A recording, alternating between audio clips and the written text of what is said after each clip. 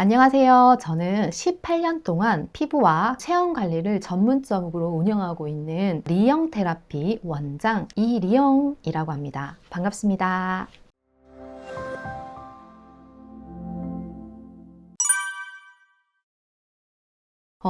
누구 탓이냐고 물어본다면 남성 쪽과 여성 쪽이 동등하게 문제가 있는데 저의 경우는 순전히 100% 저의 탓이었습니다. 배란 장애가 있었고 난관 절제술을 받아서 병원에서 자연 임신이 아예 안 된다고 한 상황이었었거든요. 그런데 제 친한 지인의 커플 같은 경우도 난임으로 꽤 오랫동안 고생을 했는데 거기는 남편분이 개발자셨거든요. 그래서 하루 종일 컴퓨터 앞에 앉아서 머리를 계속 써야 되는 일을 하고 있었는데 실제로 이 부부가 검사를 했을 때 와이프에는 문제가 없었고 남자분 정자의 수가 굉장히 감소되었고 운동량도 떨어진다라는 얘기를 들었다고 해요. 그래서 이게 뭐 네 탓이냐 내 탓이냐라고 하기보다는 체크리스트를 활용을 하면 조금 더 좋을 것 같아요. 그래서 여성의 원인에는 배란 장애가 첫 번째 있습니다. 저 같은 경우 다낭성 난소 증후군이라는 병명을 가지고 있었는데 이거는 배란이 되지 않아요. 배란이 되지 않기 때문에 난자가 예쁘고 질 좋은 난자가 나오지 않아서 배란 장애가 있었고, 두 번째로는 제가 자궁의 임신을 통해서 난관을 절제하는 상황이었기 때문에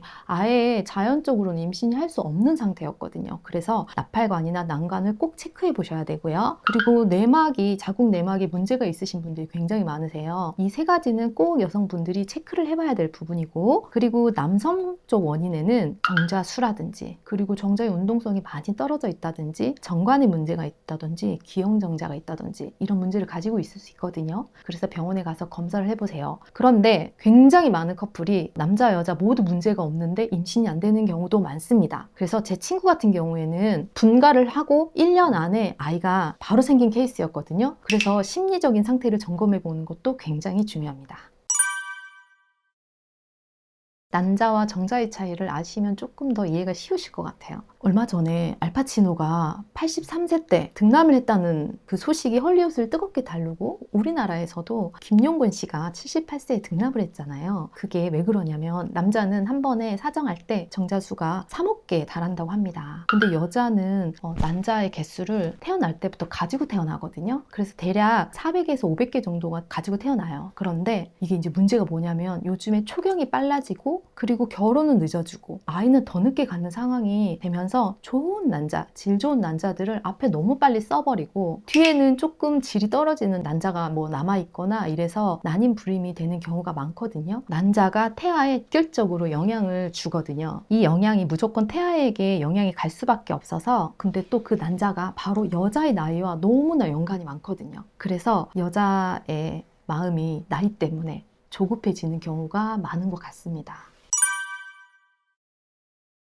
진짜 이거는 제가 해주고 싶은 말이 정말 많습니다. 왜냐하면 저 역시 그거랑 똑같은 시간을 지나왔기 때문인데요. 많은 시간을 자책에 빠져 있었는데 내가 몸 관리를 너무 못했다는 자책감이었던 것 같아요. 내가 너무 늦게 뭔가를 알아봤나? 내가 왜 그랬지? 이런 후회와 자책을 많이 했었는데, 근데 여러분, 이 몸 관리를 못했다는 말은 사실은 반은 맞고 반은 틀린 말이에요. 난자질을 예를 들어서 올리기 위해서 내가 몸에 있는 염증 수치를 낮춘다거나, 그리고 몸이 굉장히 차가워, 그래서 이거를 따뜻하게 뭐 돌봐준다거나, 그리고 질 미생물 환경이 좋지 않아, 이런 것들을 개선해 준다던가, 이거는 제가 몸을 관리해야 되는 영역이 맞습니다. 그런데 사실 임신이라는 거는 또 다른 영역도 있는 거거든요. 엄마 아빠한테 받은 어떤 유전자의 영향이라던가 호르몬의 뭐 불균형이라던가 여러 가지 저희가 몸 관리를 해도 안 되는 영역도 있는 거거든요. 그래서 세상에 누구라도 100% 완벽한 몸을 만들고 관리할 수는 없어요. 그러니까 너무 자책하지 마시고, 내가 이 과정을 통해서 나와 우리 아이를 튼튼하게 만들 수 있는 몸을 만들어가는 과정이라고 빨리 에너지를 돌리시는 게 좋습니다. 병원에서는 난소나 배란일, 그리고 자궁 내막이라든지 호르몬 수치처럼 측정 가능하고, 그러니까 뭐든지 수치로 나와야지만 그런 영역을 다루거든요. 사실 저희 샵에 오셔서 고객님들이 가장 억울해하는 부분이 이 부분인 것 같아요. 그러니까 병원에서는 아무 이상이 없다고 하는데 수치로 나오지 않는 부종이라든지 손발이 너무 차갑다든지, 그리고 굉장한 피로감을 느껴서 내 몸은 분명히 이상이 있을 거야 라고 하고 병원을 갔는데 병원에서 아무 이상이 없대. 좋아하는 게 아니라 되게 억울해 하세요. 그래서 병원의 영역은 치나 이런 것들이 아니고 뭐 내 몸에 중금속이 쌓인다거나 또는 호르몬의 영향을 받는다거나 이런 거는 질병 코드로 분류가 되지 않기 때문에 사실은 병원에서는 이 부분을 다루지 않지만 한의학이나 그리고 기능의학, 뭐 인도의 아유르베다 같은 의학에서는 몸의 순환과 해독을 가장 중심축으로 놓고 보는 것 같아요. 그래서 전체적인 몸을 보면서 혈류나 이런 게 잘 도는지 독소는 잘 빠져나가는지 이런 것들 체크하는 반면에 현대의학에서는 이런 것에 대한 질병 코드 자체가 없기 때문에 그리고 또 그런 게 수치로 나오지 않기 때문에 다루지 않는 그런 차이가 있는 것 같습니다. 좀 많은 분들이 그렇지 않을까요? 제 주위에도 난임 불임으로 고민하시는 분들도 보면 일단은 마음이 먼저 아이가 안 생기면 좀 기다리다가 편하게 잘 지내고 계시다가 본격적으로 내가 아이를 가져봐야겠다 하면 굉장히 이제 마음이 조급해지기 시작합니다. 저도 그랬어요. 그리고 저의 기준으로 봤을 때 좀 준비가 안 된 상태에서 시험관을 도전을 하는 분들을 제가 많이 봤는데 그럼 준비가 안 됐다는 거는 또 뭐냐라고 물으신다면 예를 들어서 병원에 가서 질염 세균 검사를 합니다. 이게 유산이나 조산의 위험이 있기 때문에 병원에서 가장 먼저 이걸 체크를 하는 부분인데 거기에 그런 염증 수치가 너무 높아서 일단 항생제부터 복용하고 시작하는 경우 이런 경우도 보면 스스로 이제 이런 부분들이 케어가 좀 안 된 상태에서 간 거라고 보시면 될 것 같고 그리고 뭐 피부나 이런 것들이 아토피나 염증, 비염이나 부비동염 이런 것들이 또 고쳐지지 않아서 사실 고칠 수 없는 영역이기도 하지만 이런 부분을 많이 개선해 놓지 않은 상태에서 또 시험관을 준비하려고 하시는 분들도 제 기준에는 조금 준비가 덜 된 것 같다라는 느낌이 있을 수 있고요. 그리고 만성 소화불량이라든지 뭐 변비가 있다든지 이런 빠져나가야 되는 것들이 제대로 못 나가면서 생기는 문제 이런 부분들도 케어가 안 된 상태에서 시험관에 도전하는 뭐 그게 있는데 조급해져요. 그 조급함을 조금 내려놓을 필요가 있는데 일단 난임을 해야겠다라고 병원에 가는 순간 그게 좀 잘 안 되는 것 같기는 해요. 여러분 체외순용률 성공률이 30%가 안 됩니다. 나는 성공을 할 수 있을 거라는 어떤 희망을 가지고 가는 건 좋지만 성공률을 올리려면 몸을 어느 정도 준비를 하고 만들어 놓은 상태에서 염증 수치나 이런 것들을 조금 클린하게 만들어 놓은 상태에서 찾아가시는 걸 추천드립니다.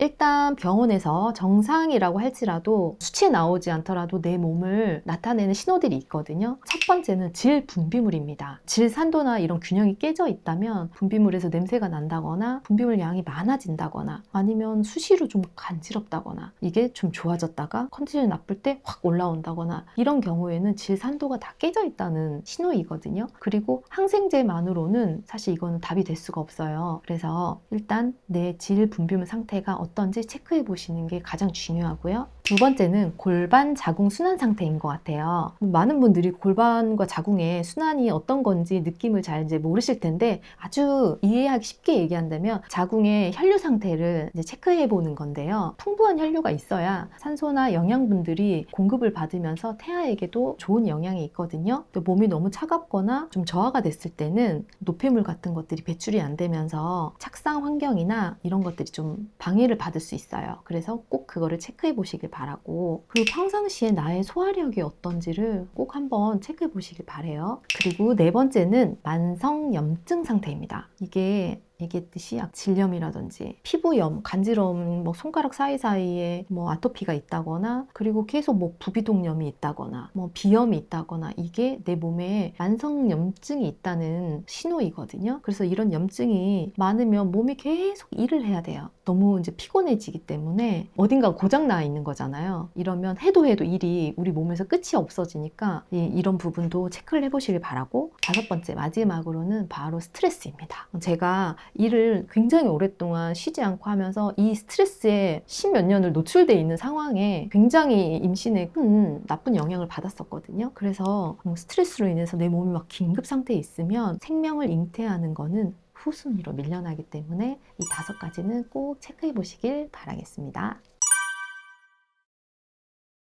저는 피부관리사입니다. 고객이 샵으로 방문했을 때 무조건 첫 번째 피부 상태를 봅니다. 건강한 피부라 함은 우리가 다 알다시피 보송보송하고 만지면 보들보들하고 윤기가 흐르고 피부톤이 균일하고 그런데 몸에 이렇게 여드름이 있다거나 만졌는데 거칠거칠하다거나 각질이 너무 많다거나 어느 부분만 까맣게 색소 침착이 있거나 뾰루지가 있거나 이런 경우에는 이분 굉장히 면역 상태가 조금 떨어져 있구나 라는 걸 체크해 볼 수 있어요. 그래서 저는 피부를 굉장히 중요하게 봅니다. 두 번째는 프탈레이트나 비스페놀 같은 환경 호르몬. 프탈레이트는 향수나 요즘에 많이 하는 방향제 그리고 섬유유연제 이런 데 정말 많이 들어있거든요. 이게 호르몬을 교란시키는 역할을 하거든요. 그래서 거기에 내가 얼마큼 노출되어 있는지 샴푸라든지 이런 거에도 굉장히 많이 들어가 있어요. 그거를 체크해 보셔야 되고, 두 번째는 비스페놀인데 얼마 전에 이게 문제가 돼서 이런 성분들이 지금 많이 빠졌다 해도 시중에 나와 있는 플라스틱들은 그 비스페놀의 친척들이에요. 친척들. 그래서 저희는 임신을 준비한다 이러면 무조건 유리 용기나 이런 것들을 전부 바꾸라고 제가 권해드리고, 여기에 너무 강박을 가지실 필요는 없어요. 우리에게는 아까 얘기했던 피부 디톡싱이 있기 때문에 혹시나 이런 게 노출이 됐다 하더라도 효율적으로 몸에서 이거를 잘 배출할 수 있게 만들어주면 되거든요. 그래서 환경 독소를 꼭 체크해 보셔야 돼요. 그리고 세 번째는 바로 이제 식습관입니다. 토양이 농약으로 너무 이제 오염되었고, 우리가 먹는 밀가루나 이런 거에도 방부제 같은 게 너무 많잖아요. 그래서 우리 식탁이 오염되어 있다는 건 제가 말하지 않아도 이미 다 알고 있는 부분이라고 생각이 들어요. 그래서 최소한 내가 난임 불임으로 임신을 준비한다? 그럼 무조건 3개월에서 6개월 정도까지는 최대한 바깥 음식은 조금 자제를 하셔야 돼요. 왜냐면 밖에서 어떻게 음식이 만들어지는지 제 눈으로 확인할 수 없기 때문에. 그리고 뜨거운 음식을 예를 들어서 아까 얘기했던 뭐 배달 용기에 가지고 온다거나 이런 것들이 전부 환경 독소 식습관과 연관되어 있기 때문에 이거 체크해 보시길 바라고, 그 다음에는 체형 밸런스도 한번 체크해 보세요. 우리가 전문가가 아니기 때문에, 그리고 사람이라면 누구나 완벽하게 대칭을 이룰 수는 없겠지만 몸이 심하게 틀어져 있는 분들은 본인도 아시는 것 같기는 해요. 그래서 내가 임신 준비 중인데 목 어깨도 너무 많이 틀어져 있고 맨날 목 통증에 시달리고 있고 걸음걸이가 짝짝이라든지 신발이 한쪽만 닳는다든지 이런 게 체형 밸런스가 이제 깨져 있는 거기 때문에, 그럼 골반도 당연히 틀어져 있을 거고, 골반은 자궁을 담고 있는 그릇이기 때문에요. 아기를 가질 때 골반 상태가 굉장히 중요하거든요. 그래서 내 체형의 밸런스가 어느 정도로 깨져 있는지도 꼭 체크를 해보시길 바랍니다. 궁하면 통한다 라는 말을 좀 드리고 싶은 게, 시중에 나와 있는 상식적이고 전문적인 난임 불임을 개선하는 방법들을 그게 제 몸에 먹혔더라면 제가 이렇게까지 난임 테라피를 해야겠다라고 생각하지 아마 않았을 것 같아요. 제가 일도 쉬면서 정말 산에도 다니고 식습관도 바꾸고 영양제도 충분히 섭취했음에도 불구하고 제 몸은 이걸로 되지 않았었거든요. 실제로 임신을 했지만 또 유산이라는 복병이 또 있었어요. 그거를 겪으면서 몸이 더 안 좋아지는 것들을 경험하며 시중에 나와 있는 건강 상식으로 제 몸이 되지 않더라고요. 이 영상을 보고 계시는 분들 중에 시중에서 나와 있는 어떤 우리가 많이 알고 있는 그런 상식적인 부분들을 몸에 대입을 해보시고, 그게 맞는 몸은 맞다기보다는 뭐 그렇게만 바꿔도 임신이 되는 분들도 있고, 그 어떤 걸 시도해도 난자 질 자체가 개선이 안 된다거나 뭐 아예 시험관조차도 해볼 수 없는 그런 분들도 굉장히 많으시거든요. 그런데 내 몸을 건강하게 만들어가는 그 길에는 한 가지만 있는 거는 아니에요. 여러 가지 길이 있습니다. 그리고 저는 그 모든 길을 다 두드려보고 노크해보고 직접 제 몸으로 색채 실험을 해보고 결과를 내본 사람이에요. 그래서 제가 하고 싶은 얘기는, 많은 사람들이 뭐 난임 불임 전문이나 이런 분들은 그런 과정을 겪지 않은 남성분들도 많으시고, 그리고 실제로 임신이 한 방에 잘 된 그런 분들이 하시는 이야기도 많이 있을 텐데, 저처럼 어려움을 겪으신 분들이 직접 몸을 스스로 면역력을 높이고 건강한 아이를 출산한 사람들의 이야기를 조금 더 많이 듣고 싶었던 것 같아요. 그러니까 그게 꼭 엄청나게 과학적이거나 엄청나게 의학으로 검증되지 않았더라도 그런 걸 해서 실제로 몸이 좋아지는 건 아까 얘기했듯이 수치로는 나오지 않는 부분도 분명히 존재하거든요. 그래서 저는 그 많은 것들을 제가 시도해 보았다. 그리고 어떤 방법은 좋았고 어떤 방법은 좀 문제가 있었고, 이건 또 나한테 안 맞았고, 모든 분들에게 이 방법이 맞을 수도 없는 거고, 하지만 대부분의 저희 샵에 오는 현장에서 직접 겪어보고 저에게도 해봤을 때 가장 부작용 없이 몸을 건강하게 만들 수 있었던 통하는 공통점은 있었다는 거예요. 그런 거를 제가 얘기해주고 싶은 거고, 이런 영상을 보시고 여러 가지 시도를 좀 많이 해보셨으면 좋을 것 같습니다. 네.